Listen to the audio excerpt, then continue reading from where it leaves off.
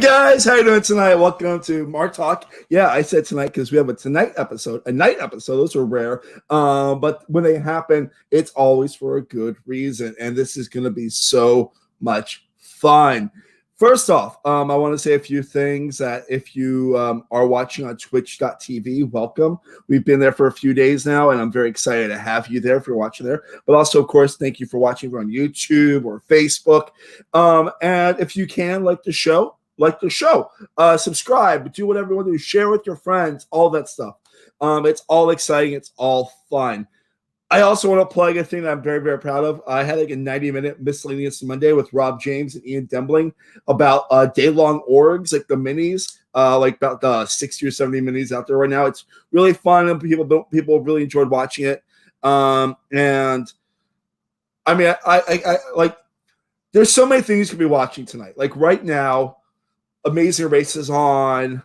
It's a penultimate episode. The challenge just started with one of my favorite heroes, Natalie Anderson's going to be on there. And you're going to be watching it later because, as a dear Mark has said, we got Dash Katz here, who's the moment, the icon, the legend, the king, the love of Mark Hallman's life, a person that I've wanted on the show for a long time, a friend of mine, a person that I cannot wait to actually meet in real life, but someone that I know that we click well, the one, the only, my dear friend Dash Katz. Hello. Thank you so much for having me. How you doing today, man? I'm good. Better now that I'm here. That's what I. Yeah, I mean, that's what I always like about this. Like, it's always fun to sit down, talk with someone, and like learn about them and like have a good time. Fuck yes, let's party. Am I allowed to curse? Because that's important. You can curse all the fuck you want. I don't care. Okay, good. Because I'm from Jersey. We got potty mouth. What part of Jersey are you? I'm from Montclair. Okay.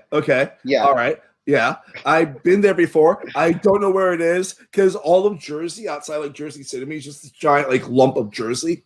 And also, Brian Ferrello agrees with what Coleman said. Yeah. So like, it's so cool because I never get a chance to talk to like fellow actors. I feel like I talk to people that are just like in the sequester community, sometimes Survivor contestants, sometimes filmmakers, but like rarely get a chance to talk to actors. And this makes me so happy as a fellow actor to be able to talk to someone that I appreciate and adore because my big thing will always be if you're genuine, I appreciate you for who you are. Thank you. And you're genuine. I love you. I've always loved you. You're unapologetically you. So I mean, yeah. I do the best I can. But yeah, let's start from the beginning. Did you always want to be an actor? So I started acting. Okay, third grade is when I started acting. Okay. So it's been a long time. Was it a school play? It was. So my first production was The Music Man, and I was Winthrop. Okay. With the boy with the lisp. Yeah. And yes. From then on, I just loved it. The next year, I was Peter and Peter Pan. Like, he's such good Peter Pan. Oh my god, right? So it was just like from then on, I just like fell in love. I was like a musical. Oh my god, Lavina the Queen, I love you. I was like a musical theater girl growing up. Okay. And then I started doing a cappella. I kind of did that throughout college, a little bit of theater, but now I'm more doing like film. Yeah. Did I mean, like you just froze. Okay. You're a little bit frozen, but that's okay. No, because I mean, you just had a short film get released that I've only heard amazing things about. That I tried to see before, but like the festival ended its run, but it's called The Coronation, and like I've seen the trailer, and it's just so awesome. And it seems like it's about. It seems like it's up from what I gathered. It's about a guy that is like learning about himself and goes out to a drag bar and gets involved, and that's just so beautiful to me, Yes, it's a very introverted boy who is he's closeted, but he tries drag for the first time, and that's basically what it's about. It's really good. Y'all should see it. Should all watch it. I mean, right now there's not an opportunity because the festival's over, but the director said there's going to be more opportunities for people to see it. So stay tuned for that. Good. I mean, we have to support fellow artists, especially in a time like this when you can't really see art too easily. Like in like I mean, right now, like the hardest ticket to get right now is seeing Nomadland, which is like 1 week run at Lincoln Center, but it's here at your computer, and it's sold out like a month and a half ago. So like you have to Oh my God. like I mean, to be able to experience art in any way is such an important thing right now. Absolutely agreed. Yeah. So wow, third grade with Music Man. I love that. I love you for that role. That's oh my God. Because I've always wanted to do musical theater. I've done musicals, but I have had one solo. In ninth grade, I was the rabbi in Fiddler on the Roof. Oh my God, yeah. Mazel tov. Yeah. Amazing. I've done Fiddler before. I was like in the chorus. Okay. I was just in the chorus for that one. Yeah. So you were on the side for yeah, it's a fun show. And as a Jewish person, it's important. I mean, it's a great musical, you know? Exactly. Yeah. I'm a Jew here too, so. Oh yeah, Jew crew. Yeah. So how did you get into like online gaming? Ooh, okay. So I originated from BBIG. I don't know if you know what that is, but it's Big Brother Instagram. Okay. So I don't know how I found it. I think I was just like looking at the hashtags one day, like because I'm a reality super fan. Like first of all, like, since I was a little kid, I just love reality TV. Like I've watched Survivor since season 1, episode 1 with my mom. Like literally when I watched that live, like yeah, and I was like 6 years old or something. Like I was really young, and I remember like Colleen Haskell was like my OG queen, and I was a huge crush on her. Oh yeah, who didn't? She's just a total heartthrob, and from then I just like fell in love with reality TV. I like watch a bunch of different shows now, but then I stumbled into Big Brother Instagram because I don't know. I was just like, oh, you can play online games through Instagram, and like basically you make like a reality account, and then you'll play like, for example, like there would be Big Brother 17, and you could like apply to play as Devon or play as Audrey, and you just like DM people and strategize over DM. So it's not like face to face like how Sequester and the Zoom games are. You're playing. No, you're like playing as somebody. But I don't know. So I started there. And then I was approached about an org from this boy. He slid in my DMs. And I was like, you know what, fuck it. So I did 2 of those orgs, and then I did Sequester for the first time. Were you in the .0s or are you talking like in March? Because I know I saw you in March in the like the early games. So the first Sequester game I played was in 2019. It was before season 3 was out, after season 2. So it was a fans versus favorites game, and it was a mini, and it was 10 people from the live versus 10 fans. So I was a fan. And that was my first time playing Sequester, and I ate that game up. I'm not going to lie. Like, I had 2 successful LOS plays. I was the last fan standing. I got to Final 4. I told this boy, it was actually Josh who's on production for Sequester, because it was all favorites. It was Teresa, Dana, and Josh. I told him, you better vote with me on the drag your ass. He didn't vote with me, so I dragged him. Right. Yeah. We got you that. So I've been threatening hoes before the pandemic. Trust. And then I played 5 Sequester games over the pandemic.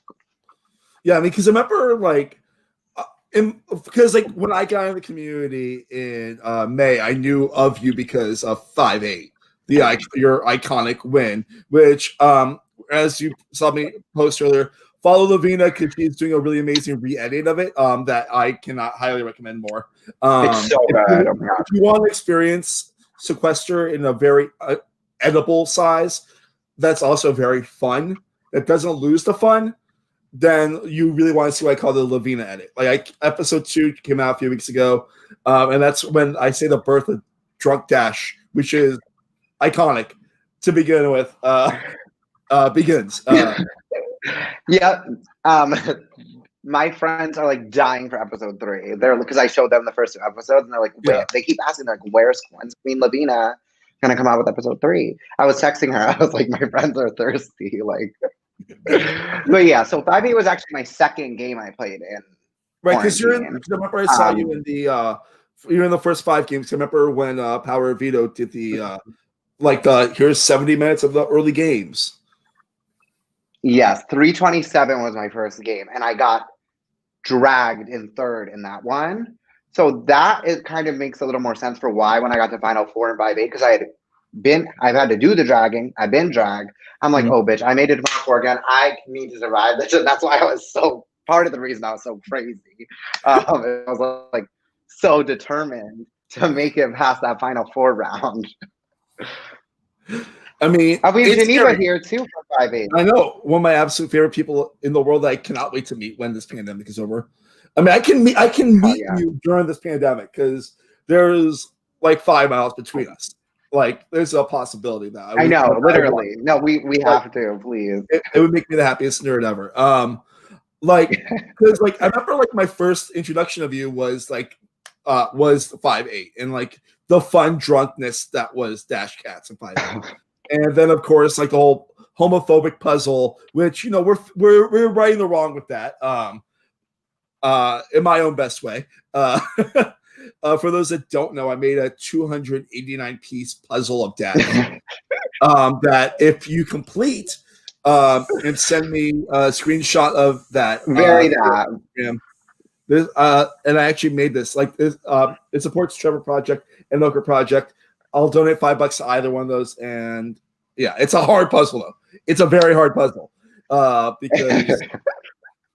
But you gotta make a puzzle. Yeah, awesome. You made me love puzzles. Like I had PTSD over the puzzle, and you know what, Mark Levy, you're the reason why now I'm okay with puzzles because of you. Can I tell you something? I've donated $60 to both those charities. Are you serious? I'm dead serious. Oh my god. Well, I mean, they're good charities, and you're good too. I love that so much. Like the funny thing is, the whole idea that came to me while I was drunk one night. I'm like, because it's so famous of you saying, "Oh, this puzzle's homophobic," and I'm like, it'd be really cool if there's a puzzle that's like the exact opposite homophobic, but like a really hard puzzle, because it is your headshot all black and then like your face, and yeah.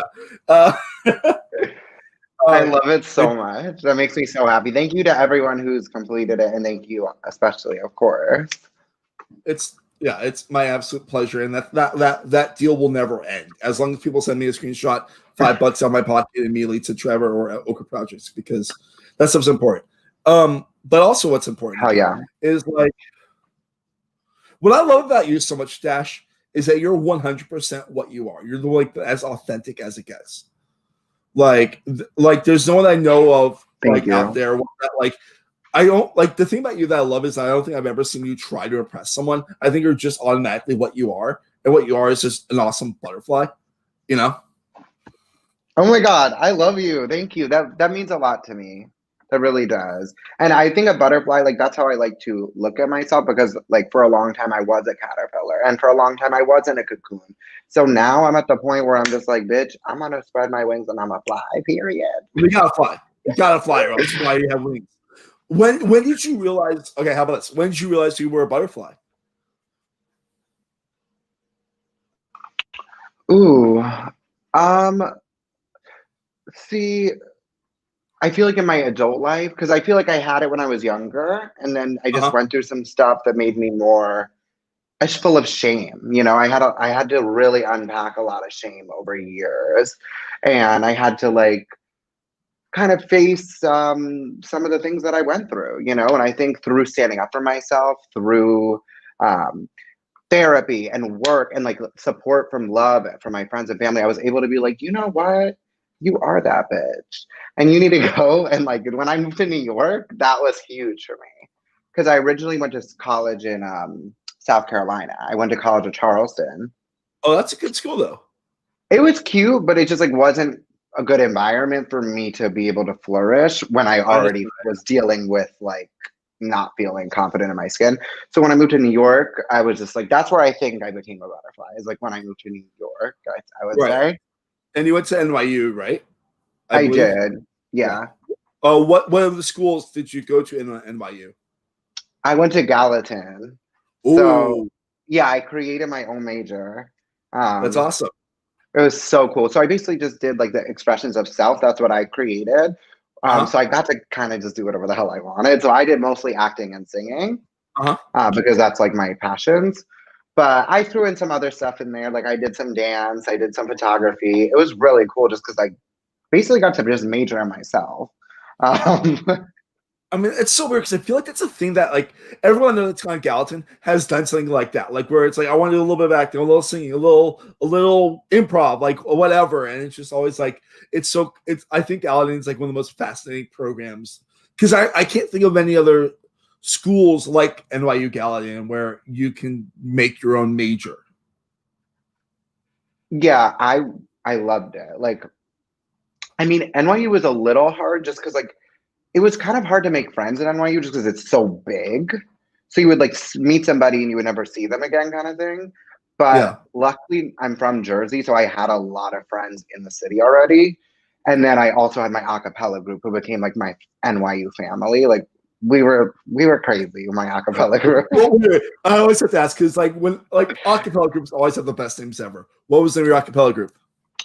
Oh, we were the NYU mixtape, so it Okay. wasn't that good of a name, It but I wasn't mean like it's some weird cute. fun name, but it's a cute name. Yeah, It's a no, no, good no. name.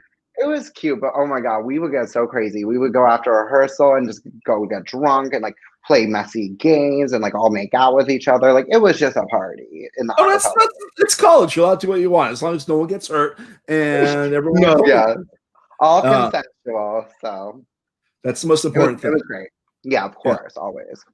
So, like, what was it like to like learn to navigate New York City? Because I know New York City is. I know you're from near New York City, but like Hmm. living in New York City is something so different than living not in New York City. That's a good question. Yeah, I've been coming to New York my whole life, like coming to Broadway shows with my family and stuff. So I had an idea of New Right. York, but what actually moving here, as you know, is just a whole different lion. And it took me a while. It took me a while because, as I said, I transferred and I didn't really know anybody. Um, but I feel like New York's just the kind of place where it's just like you just gotta dive in and you're gonna learn how to swim. It's Yeah. just like you gotta just dive, and that's what I did. Like, you gotta take the subway a few the wrong way, and you just learn from your mistakes, and just I feel like people in New York are just they're real and they're just unbothered. Like they're not worried. That was the thing. A lot of people in Charleston I felt like were super fake from my experience compared to New York, where it was just like people were unbothered, which I would take unbothered over fake any day. Yeah. So yeah, Like I but yeah, I remember. feel like just through experiences and learning from my experiences. Sorry, as you were saying. No, you're good. No, because I remember because I moved to New York after college. I was 23 years old, almost 24, and I remember like being a little bit scared. But I mean, I've been in New York a lot, like from like senior high school through college, like to see plays and stuff Mm. like that. And I remember being so scared because I kept hearing the cliche like tough New Yorker, and I'm like, oh no, everyone's gonna be mean to me if I fuck up. And I distinctly remember there was a day where I got fired from a job 40 minutes into working there. And I was in like the ACE train by World Trade Center, I think. And I remember I was Oh so my sad god. that basically just like puked on the subway. Like just like sad, like this depressed, like that whole like the world sucks and I suck more than the world. Oh my god, Um not that. I'm so Things sorry. got better quick. Like it was that weird thing. Also, like I'm that actor that got cast in their first audition in New York. Also, like that's just my weird life story. Oh no, yeah. But like it's also that thing of okay, the city's trying to kick my ass, but can I kick its ass? And eventually I did. It's that weird first year in New York thing. Like if you can survive that first year with the strength that you need, then you can handle almost anything the city throws at you. Oh, agreed. The first year is definitely the hardest. After that, you're like, I got this. But it takes a while because it can be a very lonely city. It's Yeah. so big. But now I'm like, I wouldn't want to be anywhere else. I'm absolutely in love. Yeah. I have a weird question. I don't think I've ever asked anyone in my entire life, but I really want to ask you this. Do it. When did you realize that you wanted to be a model? Oh wow, good question. So I always admired models. Like I always was obsessed, and like it was because America's Next Top Model. Like as I said, reality TV. Cycle Right. 1, I was watching ATM and I was like, oh my God, this is iconic. Like I probably didn't know the word iconic at that point, but that's what I was thinking. And I always loved it. And like me and my best friend from childhood, Molly Alter, we would like do photo shoots and we like try and like mimic all the different photo shoots that we saw on Top Model. And we would always watch together. But I never thought I could be a model because I was a redhead and I wasn't as tall as the model. Like I didn't think I had a model You are look. tall though, right? Because you're like I you're am like, now. oh, okay. I'm like 5'10" and a half, so I'm not. All right. I knew that. Like I knew we were comparable heights. So like Yeah. So it was because of a guy. I was like talking to like a kind of career coach kind of person, and so I always admired models and like wanted to do it, but I never thought I could until this guy who was basically helping me with like acting stuff was like, oh, like you would kill it in the print world. Like you have a unique look. Like we got to get you a print agent. And he actually like connected me to his print agent. And he was like, go do a shoot or two. I got my headshots done and I asked this really talented photographer from who I knew from back in Montclair. Her name's Bailey Boyko. You guys should check out her work. She's absolutely incredible. I asked her if she would do a shoot with me. She shot me in a few different looks. She's so talented. All the photos I had were just from my headshots and from my shoot with Bailey. And then I got signed to my first agency, literally after 2 shoots, which is crazy. Yeah. And so that was my first agency. And then from there, the ball's kind of spun, and now I'm with 3 agencies, and now I've been in international campaigns, and it's just like 3 or 4 years later, I'm still working in the industry. So I mean, that's incredible. Like, I mean, because your look is awesome. Like, I mean, thank you. This is such a weird question because I mean, it's not weird. You're very second-looking people, like we're like people that like you would recognize on the street. You know what I mean? Like, yeah. Like we're people that you like. Oh yeah, that's definitely Dash. That's definitely Mark. You know. Did you always have a striking look about you? I think so. I always had this red hair that was just like screaming, and I don't know. I feel like I did grow into I definitely had like awkward stages, but who doesn't, you know? I'm still in one. No, you're not. Stop. Oh no, I'm awkward as hell. I don't care. Like I love who I am. So fuck yeah, you're awesome. Sorry, dude. Thank you. So yeah, I would say fuck it. Yeah, I always had it. But I didn't always love it. You know, I struggle with my own insecurities and body dysmorphia and all that. Like, who doesn't, you know? But now I'm like at a place where I'm like, I love myself. I love the way I look. I'm beautiful. And if you don't agree, that's your problem. I don't give a fuck. Yeah, I mean, you know? I think it's those things that's important to be good with what you are. Like what your skin is, like be comfortable in your skin, be comfortable with who you are, because there's like a lot of things you can't change about yourself. There's of course things you can't change, but like I mean, in theory, change everything, but like be happy with the cards you're dealt, you know, and make the best of them. Absolutely. Do you have any cool? And I will say, like, I personally feel like the beauty on the outside has helped when I've really focused on the beauty on the inside, like through getting like just help when it comes to therapy and through like taking care of my body better and just like living a healthier lifestyle. It paid off. Like I used to smoke hella cigarettes. I haven't had a cigarette now in probably like 4 or 5 years. When I was like smoking a lot of cigarettes, my skin was like horrible. And now like I have clear skin because I take care of myself better. So there is things you can do to like make your, you know, when you take care of your body, it'll show. Yeah. So, you know, but I will still go in on some cheese fondue, trust. Like I mean, cheese fondue is life, you know. I mean, give me the piece of butter. Oh, it's done. It's done. It's my favorite food. It's not my favorite food, but it's up there for me, honestly. I haven't had it in far too long, and now I'm like horny for it. Oh, the funniest statement I've ever heard. I'm horny for cheese fondue. It's like, yeah, no, I am that bitch. I will. You're just gonna fuck a plate of cheese fondue. But you know what, man? I mean, it's your life, no judgment. Your kinks are your kinks. Yeah, like if cheese fondue, if I could date it, I probably would. Like, in my mind, I'm getting a letter from Twitch, and I'd be like, "Sorry, I take you off for saying that that guy would fuck cheese." Nah, I don't care. Oh my god, no, we'll not fuck. We'll just like cuddle, you know. I mean, just make love to the cheese fondue. Oh yeah, definitely that. Yeah. And now people understand that way you and me are friends because like we can like yes and very well off of each other. I imagine in your in Gallatin or at least afterwards, you probably took an improv class or two.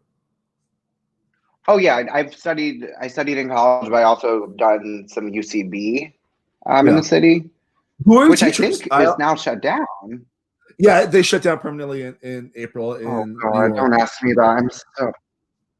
I'm so. Do you remember your teachers? I really liked them though. I should. It's on my resume. Like I could go like I could find out. Doug and Melissa. Doug Mo? Do you know either one of them? Doug Mo. That's him. Doug Mo was my 301 teacher back in 2011. Oh my! Well, I was at UCB for like 7 years. So, like. Oh wow! Yeah, Melissa. Yeah. Doug is hilarious, and Melissa. Pretty damn sure her name is Melissa. She was so funny. She was so funny. She had curly hair. Oh my god, she was hilarious. She just was like the queen of like always dogging on herself. I just love somebody who can like make fun of themselves. Like it's important. Like you have to be all like make fun of yourself. Absolutely. Oh no, not Melissa. It's actually one of my favorite teachers I've ever had. Chelsea Clark. Chelsea, yes. Oh my god, she's so bomb. Oh my god, she's such a great person. Like I always I remember she subbed in my 101 and my 201, and I didn't have her until I was in advanced study. And then like we were like friends by that point. I'm like, you're really cool. And she's like, we're cool too. I'm like, cool, awesome. Yeah, she's great. I feel really bad that I didn't remember their names at first. I'm honestly so bad with names, but I would know their faces like that. Like yeah. So the funny thing for me is I used to be better with names. Now I'm okay with names. Not great, but okay with names. Do you have any cool projects coming up? Well, the thing is, I'm the kind of artist that I don't like to talk about my projects until they're out. Because the thing is, especially in the modeling world, if you do a shoot, sometimes you don't even know if you're going to end up in the actual campaign. You don't know if you'll like the Morphe shoot I did. I was one of the that shoot was so cool. Oh my god, it was incredible. So I was one of the faces of the Fluidity campaign. It was 60 different shades of foundation and 60 different models for that shade. The gag is they actually casted They actually cast 120 models, 2 for each shade. So only one model who shot each shade actually ended up in the campaign. So like many of the models that I met did not get in the campaign. And so it's like if they had gone around being like, ooh bitch, I'm a Morphe girl, and then it's like when it rolls out, no, you're not, love. Oh my god, thank god I didn't get cut. I would have been so mortified. But I mean, I imagine modeling is like acting, where if like you get the contract, you already got your the session shoot and maybe even a buyout to a certain extent. You get the pay, like they all got paid, so like period. Yeah. But for me, like I want to see the work, you know? Yeah, of course. So, you put the time in. You want, yeah. Like I did jump the biggest. Oh, sorry. Oh, sorry. No, you go first. You go first. Dude. I was just gonna say, like, the biggest things right now is the release of the Coronation, and I recently was just in Dreaming List magazine, which cool. Which was really cool. We did a whole campaign based on As You Like It, and it was super like androgynous. So those are the two biggest like releases that I've come out with recently, and my website I would say is like a big thing that I just put out there. DashKatz.com. You're so lucky. You're so lucky that your name is so fucking like easy like to remember. And were you gifted with your parents naming you Dash, or is that like short for something or a different name? My full name is Dashel. So it's Dash Okay. Katz. Right. That makes sense. But we cut the last 4 letters. They had to be eliminated. I'm so sorry. We just do Dash. That's it. Well, it's a thing of like, it's also because that's traditionally an Irish name, right? Right? Yes, I believe so. Like I know Dashiell Hammett was one of their influences for the name. Yeah. And then they heard a mom screaming at their kid at a party, and my mom was like, I want to scream that at my kid. So But you'll get that, like you'll get a cool Irish name and a Jewish name, like that weird combination often. Because your last name is like my last name, where it's incredibly Jewish. Like, oh yeah, yes. yeah. I mean, Katz and Levy is pretty much as Jewish as it gets without having a sign attached somewhere. But yeah, as I was saying, like, because like commercials are insane. Like, you can get paid very, very well and then like never be seen in the commercial. Like, I did a JetBlue commercial like 2 years ago where it was like a like $600 like session fee, and what they hired us as was to be real people. So in case the real people weren't good enough, they would have us as real people. And one person never made the commercial. One person just looking at the people. And then me, I mean like 3 quick shots of me being like, huh? And then I laugh. And then like when like the reveal happens, I'm like that. But yes. I mean, I enjoy getting my $1,500 like buyout, like appearance fee or whatever it was. But it was like, yeah, thank you. How you doing? I mean, 2 million people saw that commercial like in the first week. It was like a Facebook like 3-minute long commercial, and most of the people in that commercial are real if you ever see it. But yeah. Oh, but I will tell you, I do have a new campaign that I'm going to drop. I might drop it tomorrow, so that's really exciting. I won't say what it's for yet, but okay, that one I know I'm in, so that's good. And I'll like you'll like tweet it out or what? Oh yeah. I'll put it on all my social media for sure. Yeah. Nice. I'm trying to think because like there's so many cool things I want you to ask you, like the unique stuff that like you don't get asked, you know? Yeah, I mean I'm an open book, so. All right, so I know that you're a person that's like me, that's not afraid to come off like a fucking idiot in a good way. Tell me a time when you felt like an idiot in a funny way, like, oh, this is gonna be funny, like in like an hour or like a day. Wait, okay, so I'm a little confused about the question. A time I felt like an idiot? But like not like an idiot, like, oh man, this is gonna be really awkward, and then this will be funny when I'm not in the moment, you know? Okay, I have a good one because your whole story about throwing up on the subway reminded me of something that happened to me in New York. Okay. I was so hungover, right? And I was going to a cappella rehearsal. And my brain was literally spinning and doing like the Medusa, you know, that ride at Six Flags, like that was what my brain was doing. And I literally fully threw up in one of those grates, like the New York grates. Oh. But it gets worse because there was hot ass air blowing up. So the throw up literally came back and like slapped me. Like that was like a low point in life because I was like sick. My brain was doing flips and splits. My brain looked like it was in RuPaul's Drag Race Lip Sync for Your Life. And then I threw up in the grate, and then the grates turned on me, and then the hot air threw it back at me. Oh my god, it was horrid. I mean, that's a great bad story where you're like, yep, I'm wearing a puke. I'm a mess, but you know what? I wouldn't want it any other way. But the thing about like I said, like one of the things I love about you is that you're like me, like where you're like, I have flaws. I'm a human being who gives a fuck, you know? It's one of the things I will always love about you, man.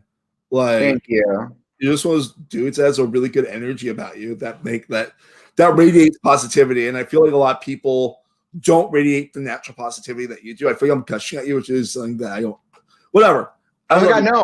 I'm so flattered. I love you too, and thank you. And it's like that makes me really happy you say that because when I'm in a competitive situation like sequester, like a lot of people don't think I'm like a positive person because like if you come for me, I'll go crazy. But it's different. It's like when we're in a competition, In Austin's VB game, I thought you came for me. Well, you thought that I was coming for you, but when in fact that was not the case. But Alex Day started that rumor when that was such a weird fucking round. I didn't vote. I remember. I know. You did not vote me out. I tried to save you. I don't think I actually succeeded. Right. I didn't survive because it was myself. Oh, yeah. Where I remember you told me that I was going after winners. I'm like, that is not the case because I'm working with Louie and Sam. Oh, you're right. Yeah. Yep. Like, we obviously didn't talk about that until after the game because I was like, no, that's not the case. Because no. You killed me in that game because you're like, but I bought all this outfit. Like, I need to stay. Oh my god, that was iconic. Oh, do you have it? Right here. Yo. What's happened to my camera? Oh, well, let me fix that. It couldn't handle all the power. It had to like turn down the. Go into blur mode. Let me fix that right now. Logitech is fun. Gotta love a high def camera getting all blurry like that, right? No, but like because like it makes it so sad. It's the only time we ever like really played a game together. I know. But I'm sure I hope to play with you again, and we can like actually like fuck shit up together. Like work together, like because we are friends. Yeah, exactly. It's fun to work with friends, and also make new friends in games because like that happened for me in High Rise and all that, whatever. Well, yeah, like I go into a game and I'm totally open. Like I like to say I'm like a fluid player. Like I'm open to working with anybody, but at least what I've been running into recently is a lot of people are scared to work with me because they're like, and they want to just target me from the beginning. So I have to like play from the defense, like the get-go. But it is what it is, like. You're one of those people where my brain would definitely want to work with you at least for most of the game. I'm not gonna deny that, but I think I would go hand in hand for you also. Like where you'd be like, I want to work with Mark for most of the game, and then like of course when it comes time to cut people, cut. Yeah, I mean, like I always say, like if I'm in the Final Four with you and you're my friend, like I'm never gonna threaten to drag. Like I will vote. Like like let's say we're in the Final Four together, Mark. I might vote you, but I would never drag you, kind of thing. Like because it's like when it gets to Final Four in sequester, at least like you at that point, like you just have to vote out who's not going to drag you. That's what I think. That's fair.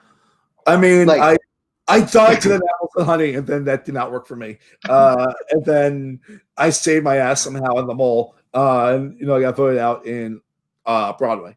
Whatever, it doesn't matter. That's best case scenario is you're the target at 4, because then you throw like at least for me, it's like I just threaten to drag somebody. Yeah. Oh, see, and you threaten to drag somebody, and it's like with me and my drags, like you should know that I'm fucking serious because I've never gone back on a threat in these games. So it's like then you stay off the wheel if you get 2 votes, and that's how I won both times that I've won these games were sequester Final Four, which was 5-8 and Austin's Big Brother. Yeah, it was me receiving 2 votes and me staying off the wheel. Like that is like my strategy to win. So, but friends, if you're trying to flop out, many make times, sure you have 0 votes or 3 votes or 1 vote, but not 2. Yeah, I need 2 votes in Final Four. Like 2 votes, he won. He's winning. You can't defeat Dash at that point if he gets 2 votes. But if he gets 1 vote, he's defeatable. 3 votes, I'm fucked. Defeatable. He's not gonna have 3 votes, honestly. 1-0 votes. Yeah. Because I mean, I failed at the Final Four 3 times. Wait, was it? Yeah, I failed at the Final Four 3 times. I succeeded twice, and both times I succeeded, that was how it worked for me. But I mean, that shit is the hardest round ever. So it really depends on the person. That's the strategy that seems to work for me from my history. But like my second game was when I made my first game I got a 3rd, like 20th place. And then like my second game I got 4th place, and I was just like so I was like, this is all new territory. And then like it took me. Was your first game 530? Yeah. Oh my god. Okay. This is making sense. When people thought that I was Mike Scruffles, and then they said, "Fuck it, we don't care. We just want to take him out because he's different." No. Well, first of all, I did not watch that game because I was still recovering from the trauma of Winners at War. Yes. But yeah, no, that was like we don't speak of that at all. But 530 was like kind of controversial too, I believe. Yeah, our third place person is an asshole. Yeah, for sure. And there's our controversies in there, but that's the biggest one. So okay, yeah. I mean, So that's like, why I didn't know you at that point. I knew you from a. I remember you. I don't know. I've seen you in a few. You commented at Broadway, I think, right? I think I definitely saw you on Broadway. Yeah, I've seen you in a few games because I know you won. I watched the one you won. I won the ball. Yeah. Yeah, and then I've seen you, and then I've seen you got dragged. You got dragged ones that I watched. That was Apples and Honey. Yeah, the Jewish. Who dragged you? That would have been Ethan Savell. Okay. When my target was it looked like it was going to be me and Nikki Rodriguez final two, which I'm like, that's great. I remember that. Yeah, and then because I saved her in the safety chain, and it doesn't fully matter. It doesn't matter. I love Nikki. I love Josh. I love Ethan. It was that weird thing of I'm like, what did I do wrong? And then it's like, oh, I did nothing wrong. It just happened. Exactly. And then, all you can do is play your heart out. And sometimes you're going to win. Sometimes you're not going to win. Most of the time, you're not going to win. It is what it is. That's how me and Bethany got to the final two in the mole, because we just were like, we just stuck together. Like, it wasn't like, because, there's that weird, like, threaten the strongest or threaten the weakest or threaten someone, like, all that stuff. It was just me and Bethany were like, I'm dragging you if you don't vote with me. And like that, just really what happened. And then we both ended up in the final two. And yeah. And I stand Bethany Davies wholeheartedly. I love everything. Oh, I stand. Let me think. Anything else you want to talk about before we start wrapping up? Because God, I can talk to you all. I know that you're a busy dude. I just want to say thank you to anyone who's watched, given me love, anyone who gave me love on the coronation. Oh my God, I was so overwhelmed. Like, I genuinely have never felt more supported in my art since joining this community. And it's really special. And it's like, it feels so special to be supported by people all over the world who I have never even met in person, but I feel like they're my family. It's a very unique experience. And that's the most thing that there's two things that I'm most grateful for out of the pandemic. Number one is obviously my baby niece. My sister had a baby. I became an uncle over the pandemic. So that obviously has to be number one because that's family. Yeah. But number two has got to be sequester community / the org community because honestly, the orgs that I played before were toxic as hell. Like this community, I mean, there is still some toxicity, but for the most part, it's super supportive and like super encouraging for people to be who they are. And people they will not play around. Like if you're being bigoted, you got to go, hon. There's no room for that. This is a loving, accepting place. So I feel very accepted and I feel very supported right now. And it's very validating. And so thank you to anyone who has shown me love. Thank you, Mark. You've always shown me love, and I believe in you, and I support your stuff. So make sure to subscribe to Mark. Thank you so much, my friend. Let's start wrapping up. I'll show your socials.